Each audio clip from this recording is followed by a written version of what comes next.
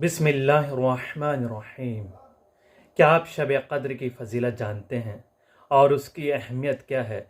कुरान करीम का सूरह क़द्र 97वें सूरा, जिसमें खुदावंद आलम ने इरशाद फरमाया, वमा अदराका मा लैलतुल क़द्र, क्या तुम शब क़द्र को दर्क करते हो? शब क़द्र क्या है? शब क़द्र वो रात है जिसकी एक रात 1000 महीनों से अफजल है। खैरुम मिन अल्फ शहर। ये फ़जीलत है शब क़द्र की। इमाम मोहम्मद बाक़र अलैहिस्सलाम ने इरशाद फरमाया कि शब क़द्र में आपके गुनाह बख्श दिए जाएंगे। अगर आपके गुनाह ऐसे हैं जैसे पहाड़ जैसे, इतने बड़े गुनाह और इतने ज़्यादा, जैसे सितारे इतने ज़्यादा हों, आसमान में सितारे नज़र आते हों, तो भी आपके गुनाह बख्श दिए जाते हैं। अगर आप मग़फ़िरत चाहते हैं तो आइए शब क़द्र में आमाल अंजाम दें और दुआओं में ज़रूर याद रखें, और बुज़ुर्गों को और जो मरहूम जा चुके हैं उनके लिए